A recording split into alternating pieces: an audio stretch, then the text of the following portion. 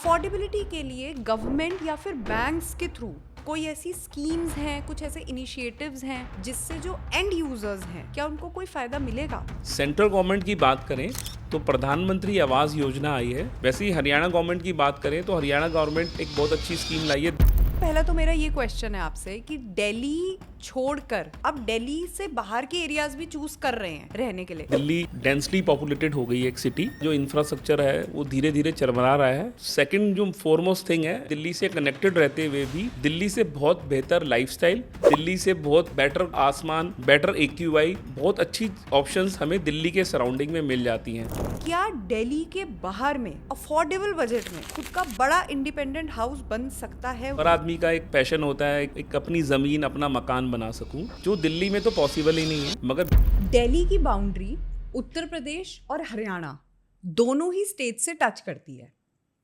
अब दिल्ली में क्योंकि इतनी एक्सट्रीम पॉपुलेशन हो चुकी है, इतना माइग्रेशन, इतना जो दिल्ली के खुद के लोग हैं, लोकल्स वो भी हैं, तो होता क्या है कि इतना ज़्यादा मतलब पॉपुलेशन होने की वजह से डिमांड ऑब्वियसली प्रॉपर्टीज़ के लिए बहुत ज़्यादा बढ़ती है, डिमांड बढ़ती है, लेकिन क्योंकि दिल्ली की एक लैंड तो लिमिटेड ही है ना, सो उसकी सप्लाई कम है। इस वजह से प्राइसेस ओवर द टॉप जाके बिल्कुल आउट ऑफ बजट हो चुके हैं आज के डेट में। अब यहीं पे जब हम दिल्ली के आसपास के एरियाज़ की बात करते हैं, फरीदाबाद हो गया, बहादुरगढ़ हो गया, मेरठ हो गया, ऐसी बहुत और जो सिटीज़ हैं, तो वहाँ पे अब एक पॉइंट आ जाता है कि क्या वहाँ पे माइग्रेट करना एक फीजिबल ऑप्शन होगा, एक अच्छा ऑप्शन होगा to enjoy the same kind of lifestyle that Delhi people are enjoying. तो गाइज अब क्या है कि जब हम कनेक्टिविटी की बात करते हैं, सबसे मेजर जो इशू था वो पहले ये था कि दिल्ली से कनेक्टिविटी का इशू रहता था, बट अब तो मेट्रो की इतनी अच्छी कनेक्टिविटी हो चुकी है, whether it is Meerut, Faridabad और भी बहुत अलग अलग सिटीज़ से, कि लोग कॉम्यूट कर सकते हैं दिल्ली में ईजिली। तो आज हम जानेंगे कि जैसा कि मैंने आपको बोला कि दिल्ली के लाइफस्टाइल, वहाँ के, यहाँ अगर आप वर्क करना चाह रहे हैं, आप कुछ अच्छा एक लाइफस्टाइल, प्रीमियम लाइफस्टाइल एंजॉय करना चाहते हैं दिल्ली में ना रहते हुए भी, तो क्या आप कर सकते हैं, ये आज हम जानेंगे। हमारे साथ हैं mister Kapil Makhijani. Welcome to our podcast sir. Hello Shriya, how are you? Sir I am fine, आप कैसे हैं? मैं ठीक हूँ। तो सर काफ़ी टाइम बाद आपसे मिले हैं, तो सर सबसे पहला तो मेरा ये क्वेश्चन है आपसे कि दिल्ली छोड़कर लोग, एक्चुअली मैं ये देख रही हूँ कि ट्रेंड ऐसा आ रहा है कि अपनी विलिंगनेस से भी लोग अब दिल्ली से बाहर के एरियाज भी चूज कर रहे हैं रहने के लिए। तो उसका भी मैं चाहती हूँ सर कि आप थोड़ा सा रीजंस बताओ क्यों ऐसा है। देखिए, दिल्ली के बारे में हम सब जानते हैं कि दिल्ली के आज की तारीख में डेंसली पॉपुलेटेड हो गई है एक सिटी, जिसका जो इंफ्रास्ट्रक्चर है वो धीरे धीरे चरमरा रहा है, क्योंकि यहाँ की पॉपुलेशन बहुत ज़्यादा हो चुकी है। और सेकंड जो फोरमोस्ट थिंग है, जो एक आम आदमी के बजट से धीरे धीरे दिल्ली में रहना बजट से बाहर होता जा रहा है। दिल्ली में आज आप एक LIG फ्लैट ही लीजिए, तो एक अच्छी कॉलोनी में LIG फ्लैट 2 बेडरूम का, वो भी 1.25 करोड़ से 1.5 करोड़ रुपए तक का आता है, जो एक आम मीडियम आदमी नहीं अफोर्ड कर सकता। तो इसलिए आज काफ़ी लोग दिल्ली से धीरे धीरे माइग्रेट हो रहे हैं। आप देखेंगे नोएडा और गुड़गांव, वो लगभग आज उनकी प्राइसिंग जो है वो दिल्ली के इक्विवेलेंट हो गई है। मगर दिल्ली इतनी अच्छी सेंट्रली लोकेटेड है कि अगर हम नोएडा और गुड़गांव को छोड़ दें, उसके अलावा भी हमारे पास काफ़ी ऑप्शंस हैं, जो दिल्ली के पास रहते हुए, दिल्ली से कनेक्टेड रहते हुए भी दिल्ली से बहुत बेहतर लाइफस्टाइल, दिल्ली से बहुत बेटर खुला आसमान, बेटर AQI, बेटर एटमॉस्फेयर, बहुत अच्छी ऑप्शंस हमें दिल्ली के सराउंडिंग में मिल जाती हैं। दिल्ली का बॉर्डर, जैसे आपको पता होगा कि 3 तरफ से हरियाणा से मिलता है और एक तरफ से यूपी से मिलता है। तो अगर हम बात करें वेस्ट दिल्ली की, तो वेस्ट दिल्ली हरियाणा का बहादुरगढ़ एरिया है, उसको टच करता है। नॉर्थ दिल्ली की बात करें तो कुर्ली सोनीपत को टच करता है। उसी तरह से अगर हम ईस्ट दिल्ली की बात करें तो ईस्ट दिल्ली नोएडा को तो जोड़ता ही है, मगर साथ साथ हमें गाजियाबाद से आगे मेरठ तक ले जाता है। साउथ दिल्ली तो गुड़गांव को टच करता ही है, मगर गाजियाबाद, मेरठ, बहादुरगढ़, कुर्ली सोनीपत, हमारे पास आज बहुत सारी ऑप्शंस हैं। फरीदाबाद, जहाँ पे आदमी, एक आम आदमी दिल्ली में रहने वाला, अपने परिवार को, अपने बच्चों को एक अच्छा लाइफस्टाइल विद रीजनेबल प्राइसिंग में दे सकता है। सर लाइफस्टाइल तो ठीक है, आई अग्री, लेकिन सर इससे ज़्यादा मुझे लगता है जैसे बेसिक यूटिलिटीज़ जो हमारी डे टू डे लाइफ के लिए बहुत इंपॉर्टेंट रहती है, अब हॉस्पिटल्स हो गए, स्कूल्स हो गए, कॉलेजेस हो गए, आपका कुछ भी आप लगा लीजिए, grocery stores, departmental stores, local जो सब्जी मंडियाँ होती हैं वो भी। अब यहाँ पे क्या होता है, कल को किसी को, भगवान ना करे किसी को कल को मेडिकल इमरजेंसी तो किसी को भी आ सकती है सर। अब दिल्ली में तो क्या है, हर एक कॉर्नर पे आपको एक क्लिनिक, हॉस्पिटल, लोकल हॉस्पिटल्स मिल जाएंगे अगर बड़े हॉस्पिटल नहीं भी हो तो।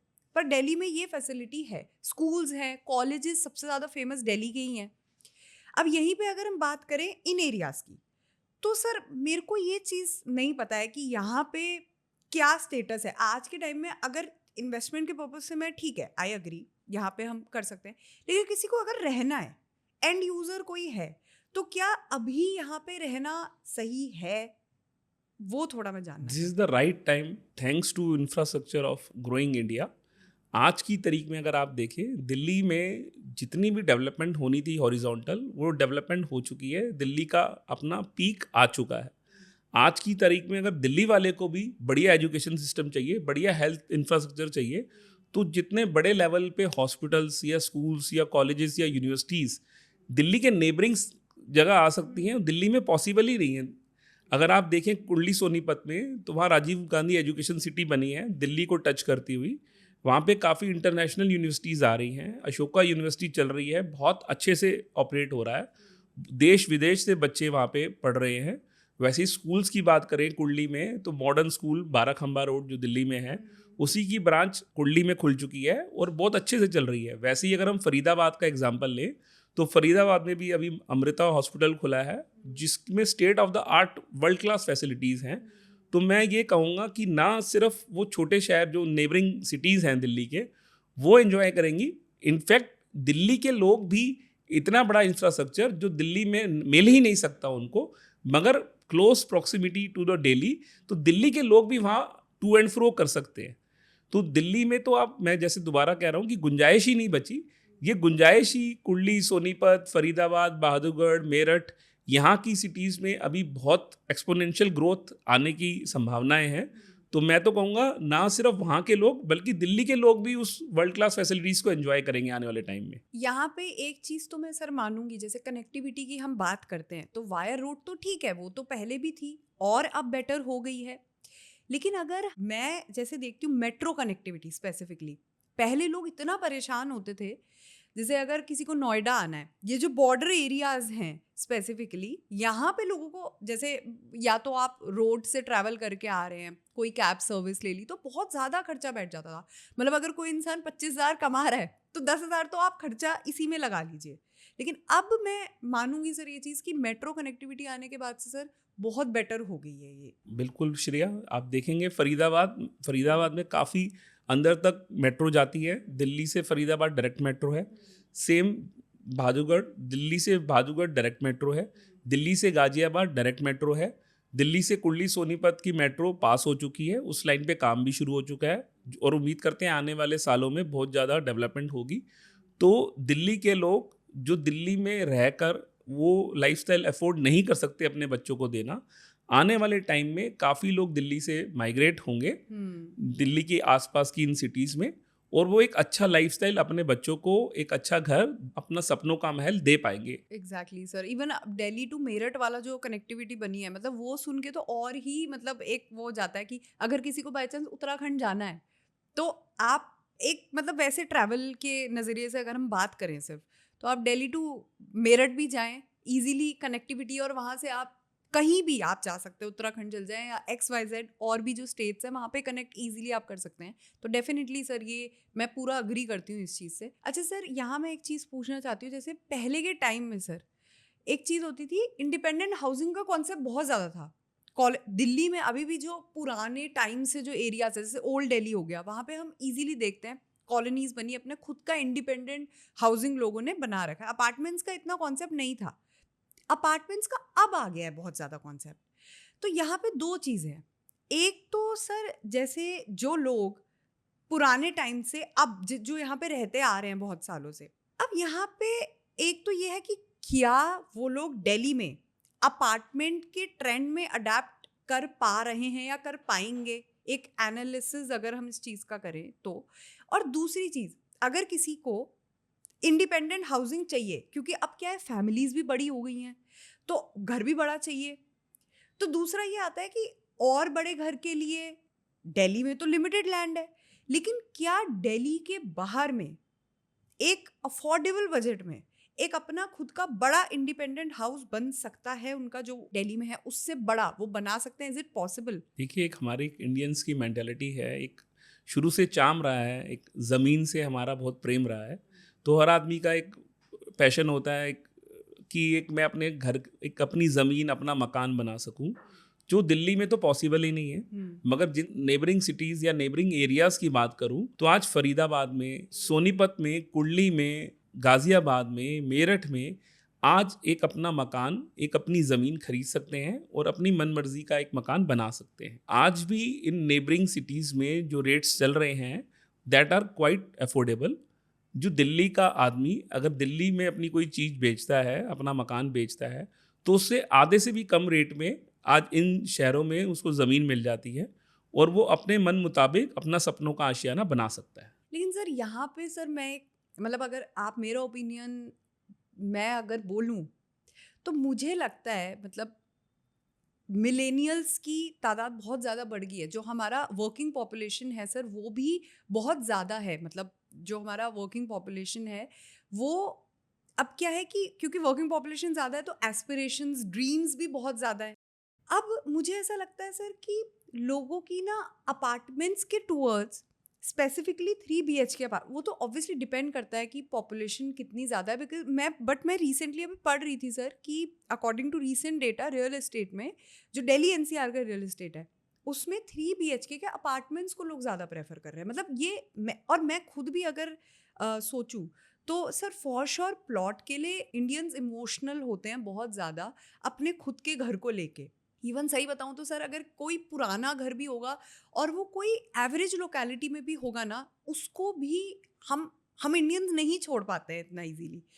बट अब जैसे लोगों के एस्पिरेशंस बढ़ते जा रहे हैं तो मैं देख रही हूँ कि एक ट्रेंड, एक inclination towards 3 BHK house hold, एक बहुत ही वेल एस्टैब्लिश लोकेलिटी में वहाँ पे लोग चाहते हैं। देखिए, अपार्टमेंट का कल्चर इसलिए आया है आज की तारीख में क्योंकि आजकल जो कपल्स हैं, हस्बैंड वाइफ दोनों वर्किंग हैं, तो आज किसी के पास भी समय नहीं है इंडिपेंडेंट हाउस अफोर्ड करने का। उसकी जो मेंटेनेंस होती है, day to day problems face करते हैं, वो हर आदमी अफोर्ड नहीं कर सकता।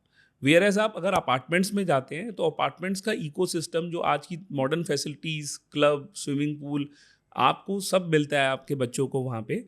तो आप एक रीजनेबल प्राइसिंग में जैसे हम बता रहे हैं कि ये मेरठ में, गाज़ियाबाद में, इन सब जगहों पे भी एक अच्छी अच्छी ग्रुप हाउसिंग सोसाइटीज़ आना शुरू हो गई हैं। तो एक मॉडर्न लाइफस्टाइल जो आप दिल्ली में उस बजट में नहीं रह सकते, मगर अगर आप यहाँ पे लेते हैं तो दिल्ली के आसपास रहते हुए भी अपने परिवार को अल्ट्रा मॉडर्न फैसिलिटीज़ के साथ एक अच्छा लाइफस्टाइल दे पाएंगे। बट सर अगर हम सेफ्टी के पर्सपेक्टिव से बात करें तो अपार्टमेंट्स में जैसे दिल्ली NCR में जो एक गेटेड कम्युनिटीज का आजकल कॉन्सेप्ट चल गया है, पुराना हम ना देखें, सिर्फ अब के टाइम का देखें, लेकिन प्लॉट्स में सर मुझे नहीं लगता कि उतना ज़्यादा अभी आया है। गेटेड कम्युनिटीज़ का आया है, गेटेड प्लॉट्स का भी कॉन्सेप्ट आया है। बट सर आपका क्या ओपिनियन है इस चीज़ में कि सिक्योरिटी के पर्सपेक्टिव से? देखिए, सेफ्टी का इशू पहले था कहीं इन स्टेट्स में, मगर आज की तारीख में गेटेड कम्युनिटीज़ होती हैं। जैसे अगर आप सोसाइटीज़ की बात करो, वहाँ किसी भी तरीके का सेफ्टी का इशू नहीं है। और प्लॉटिंग भी जो अब इन स्टेट्स में हो रही है, नेबरिंग में अच्छे अच्छे बड़े बड़े बिल्डर्स आ रहे हैं और वो एक गेटेड कम्युनिटी टाइप ही फील देते हैं आपको, जिसमें गेटेड इंफ्रास्ट्रक्चर रहता है और आपकी फैमिली बहुत सुरक्षित रहती है उस माहौल में। For sure sir, for sure. और बट सर स्टिल मतलब मैं ये सोचती हूँ कि जैसे अभी बहुत सारे स्टेट्स में अभी रिसेंट में भी बहुत न्यूज़ आई है और फीमेल के पर्सपेक्टिव से सर मुझे लगता है कि फीमेल्स के लिए स्पेसिफिकली अपार्टमेंट्स बेस्ट रहेंगे, कि एक गेटेड कम्युनिटी में जो अपार्टमेंट आता है वो बेस्ट रहेगा। बिकॉज सर अभी भी सर देखिए सेफ तो अब हम किसकी ही गारंटी दें। जैसे मैं मानती हूँ अकॉर्डिंग टू मी नोएडा बहुत सेफ है, बट जो अभी दिल्ली के आसपास के एरियाज़ हैं मुझे बीइंग अ फीमेल मुझे नहीं सेफ फील होता है अगर मैं इन एरियाज में जाऊं जो आसपास की सिटीज़ हैं या स्टेट्स हैं, तो उतना नहीं सेफ फील होता है बिकॉज अभी मुझे लगता है ना कि डेवलपमेंट की और ज़्यादा गुंजाइश है। मैं आपकी बात से 100% एग्री करता हूँ श्रेया। आपका जो कंसर्न है बिल्कुल वैलिड कंसर्न है कि ये स्टेट्स ग्रोइंग स्टेट्स हैं, इनमें इंफ्रास्ट्रक्चर धीरे धीरे डेवलप हो रहा है। रोड इंफ्रास्ट्रक्चर, मेट्रो कनेक्टिविटी धीरे धीरे और बढ़िया बेहतर होती जा रही है। तो अभी कुछ इश्यूज हैं, मगर मुझे लग रहा है कि जिस स्पीड से इंफ्रास्ट्रक्चर पे काम हो रहा है, तो जितने भी आपके इश्यूज हैं या कंसर्न्स हैं वो आने वाले टाइम में धीरे धीरे दूर होते जाएंगे। सेफ्टी इशू बिल्कुल है, एक सेफ्टी इशू फीमेल के साथ सेफ्टी इशू है, बिल्कुल है, 100% है, क्योंकि ये एरियाज थोड़े से तो आइसोलेटेड होते हैं। मगर धीरे धीरे जिस तरह से डेवलपमेंट हो रही है, हमारा इंफ्रास्ट्रक्चर डेवलप हो रहा है, तो मैं कहूँगा आने वाले टाइम में ये जो आपका कंसर्न है, ये कंसर्न आपका दूर हो जाएगा। Sir I really hope so, because बहुत ज़रूरी है ये चीज़ें कर्ब होना, ये चीज़ें कम होना। अदरवाइज डेवलपमेंट हर पैरामीटर में बहुत इंपॉर्टेंट होती है। तो सर दिल्ली एनसीआर में तो हम देखते ही रहते हैं आए दिन नए डेवलपर्स, गुड़गांव हो गए, नोएडा हो गए, यहाँ तो ज़्यादातर तो यहीं पे डेवलपर्स आए दिन आते रहते हैं। लेकिन अब हम इसके आसपास के एरियाज़ की बात करें सर, उसके लिए आपको क्या लगता है कौन कौन से नए डेवलपर्स यहाँ आ रहे हैं? बड़े बड़े डेवलपर्स छोटे स्टेट्स में भी आना शुरू हो गए हैं। जैसे हम बात करें गाज़ियाबाद की, गाज़ियाबाद में रिसेंटली अभी प्रेस्टीज ग्रुप है जिनकी पैन इंडिया में प्रेजेंस है, वो अपना बहुत बड़ा प्रोजेक्ट लेके आए हैं। वैसे ही अगर हम कुंडली सोनीपत की बात करें, इंडिया का one of the top most builder Godrej वहाँ पे अपनी दीनदयाल टाउनशिप लेके आया है। वैसे ही एल्डिको है, वो भी एक अपनी टाउनशिप लेके आया है। तो फरीदाबाद में भी काफ़ी बड़े बड़े प्लेयर्स आ गए हैं। तो ऐसा नहीं है कि जो रेप्यूटेड बिल्डर्स हैं वो सिर्फ नोएडा और गुड़गांव तक सीमित है, मगर अब ये दिल्ली के नेबरिंग सिटीज़ में भी, स्टेट्स में भी धीरे धीरे बड़े बड़े नेशनल लेवल के प्लेयर्स भी एंटर होना शुरू हो गए हैं। तो सर गवर्नमेंट की अगर हम बात करते हैं, जैसे ठीक है डेवलपर्स की, लेकिन अब हम अगर बात करें अफोर्डेबिलिटी की, मैं एक चीज़ और यहाँ पे बोलना चाहती हूँ कि हम अभी तक तो जितने हमारे पॉडकास्ट थे हमने बनाए luxury segment, super luxury segment Gurgaon के, क्योंकि गुड़गांव मतलब सुपर लग्जरी। लेकिन एक मेजर सेगमेंट, क्योंकि इंडिया में जो सबसे ज़्यादा पॉपुलेशन है वो है middle class population, mid segment properties की अगर हम बात करें, तो अब अफोर्डेबिलिटी की बात आ जाती है यहाँ पे। अफोर्डेबिलिटी के लिए गवर्नमेंट या फिर बैंक्स के थ्रू कोई ऐसी स्कीम्स हैं, कुछ ऐसे इनिशिएटिव्स हैं जिससे जो एंड यूजर्स हैं, अगर मैं यहाँ पे एंड यूजर्स की बात करना चाहती हूँ, क्या उनको कोई फ़ायदा मिलेगा? एंड यूजर्स के लिए बहुत फ़ायदे के ऑप्शंस इन नेबरिंग स्टेट्स में आ रहे हैं। इनफैक्ट गवर्नमेंट काफ़ी स्कीम्स ला रही है इस सेक्टर को सपोर्ट करने के लिए। तो जो भी अफोर्डेबल हाउसिंग की हम बात कर रहे हैं, तो गवर्नमेंट का काफ़ी सपोर्ट है और काफ़ी फ्लेक्सिबल टर्म्स कंडीशंस पे बड़े ही इजी तरीके से ये सारे प्रोजेक्ट्स फाइनेंस अवेलेबल होता है इन प्रोजेक्ट्स के अगेंस्ट। गवर्नमेंट ऑफ इंडिया भी और स्टेट गवर्नमेंट्स भी काफ़ी इन सब प्रोजेक्ट्स को सपोर्ट कर रही है। सेंट्रल गवर्नमेंट की बात करें तो प्रधानमंत्री आवास योजना आई है, जिसमें सेंट्रल गवर्नमेंट बहुत सपोर्ट कर रही है कि अफोर्डेबल हाउसिंग एक आम आदमी के लिए सपना ना रह जाए, उस सपने को साकार करने में लगी हुई है। वैसे ही हरियाणा गवर्नमेंट की बात करें तो हरियाणा गवर्नमेंट एक बहुत अच्छी स्कीम लाई है, दीनदयाल आवास योजना, जिसमें मैक्सिमम साइज़ ही 179 स्क्वायर यार्ड होता है। अगर कोई आम आदमी अपना मकान का सपना ले तो उसमें 179 स्क्वायर यार्ड तक की स्कीम्स हरियाणा गवर्नमेंट लाई है। और उस दीनदयाल आवास योजना हरियाणा में हर शहर में अवेलेबल है। आप कहें कुंडली में, सोनीपत में, बहादुरगढ़ में, फरीदाबाद में, सब जगह ये स्कीम हरियाणा गवर्नमेंट लाई है और एक आम आदमी इस स्कीम को अवेल करके बहुत अच्छा बेनिफिट अवेल कर रहे हैं और एक अपना सपनों का आशियाना बना रहे हैं। फॉर श्योर सर, डेफिनेटली मैं भी बहुत इस चीज़ के सपोर्ट में हूँ कि गवर्नमेंट एक्चुअली में एक नए नए इनिशिएटिव्स लाके लोगों को अफोर्डेबिलिटी, जो क्योंकि हमारे जो ज़्यादातर जो हमारी जनता है वो है ही मिडिल क्लास, एंड बहुत ज़रूरी है कि गवर्नमेंट की तरफ से सपोर्ट मिले और इससे एनकरेजमेंट भी मिलता है। आगे बहुत सारी चीज़ों में बहुत अच्छी डेवलपमेंट एक देखने को मिल रही है अब धीरे धीरे इंडिया में भी। अच्छा सर, अब जैसे ना हम कनेक्टिविटी की बात करते हैं कि साउथ दिल्ली में फॉर एग्जांपल अगर कोई जॉब कर रहे हैं या फिर सेंट्रल दिल्ली सीपी की साइड में कोई जॉब कर रहे हैं, दिल्ली वालों के लिए तो आराम से हो सकता है, नोएडा वालों के लिए भी इजी है, गुड़गांव वालों के लिए भी एक बारी को इजी हो जाएगा। लेकिन अगर हम बात करें बहुत दूर के लिए, जैसे अगर हम फरीदाबाद की बात करते हैं या हम बहादुरगढ़ की बात करते हैं, तो जो ऐसे एरियाज हैं इनके लिए, सोनीपत की बात कर लें हम, इनके लिए कितना फीजिबल है यहाँ पे आना? अगर हम कॉस्टिंग की बात करें चाहे सर, फिर बात यही हो जाती है ना, अगर कोई बंदा 25,000 रुपये 30,000 रुपये कमा रहा है, उसके लिए यार रहना तो अफोर्डेबल नहीं है। तो अब कनेक्टिविटी का मैं थोड़ा चाहती हूँ आप डिटेल में हमारे व्यूअर्स को बता दो एक बार कि कितना फीजिबल रहेगा यहाँ पे कनेक्टिविटी, और क्या है कनेक्टिविटी के एस्पेक्ट में यहाँ पे? 100% फिजिबल है ये। मेरे सामने लाखों एग्जाम्पल हैं, कई लोगों को जानता हूँ जो डेली कम्यूट करते हैं, पानीपत से दिल्ली, फरीदाबाद से दिल्ली, सोनीपत से दिल्ली, बहादुरगढ़ से दिल्ली, डेली आते हैं, अपना काम करते हैं और अपने घर को इन आसपास की सिटीज़ में जाते हैं और बड़े अच्छे से रह रहे हैं वो अपनी स्टेट्स में और एक अफोर्डेबल लिविंग जी रहे हैं, और दिल्ली में आके बड़े ही ईजीली और स्मूथली कम्यूट करते हैं। क्योंकि धीरे धीरे, जैसे मैंने बोला कि धीरे धीरे हमारा इंफ्रास्ट्रक्चर डेवलप हो रहा है और बड़ा अच्छा डेवलप हो रहा है। ना सिर्फ मेट्रो, उसके अलावा भी काफ़ी और मोड ऑफ ट्रांसपोर्ट्स हैं जो बहुत डेवलप हो रहे हैं, और धीरे धीरे हमारा जितने भी कनेक्टिविटी इश्यूज हैं वो रिजॉल्व हो रहे हैं। तो it's not too difficult to commute daily. Okay, because sir ये तो मुझे पता है मेट्रो कनेक्टिविटी आई तो है, लेकिन उतना अभी मेरे को ऐसा लगता है सर कि थोड़ा जैसे अभी भी रोड वाया रोड कनेक्टिविटी ज़्यादा है दिल्ली में, और वो थोड़ा इवेंचुअली एक्सपेंसिव पड़ ही जाता है। पेट्रोल का खर्चा, फिर मतलब टोल का खर्चा वो अलग है, तो और लाइफस्टाइल भी दिल्ली वाला चाहिए, काम भी दिल्ली में चाहिए, तो वो थोड़ा सा मुझे लगता है सर कि थोड़ा एक्सपेंसिव पड़ जाता है। मेट्रो टू मेट्रो हाँ ऑब्वियसली फीजिबल है मेट्रो टू देखिए, मेट्रो। मैं इस वक्त जब हम बात करते हैं फरीदाबाद की, सोनीपत की, तो हम बात करते हैं एक आम आदमी की जो मोड ऑफ ट्रांसपोर्ट जो चुनता है वो एक पब्लिक ट्रांसपोर्ट चुनता है।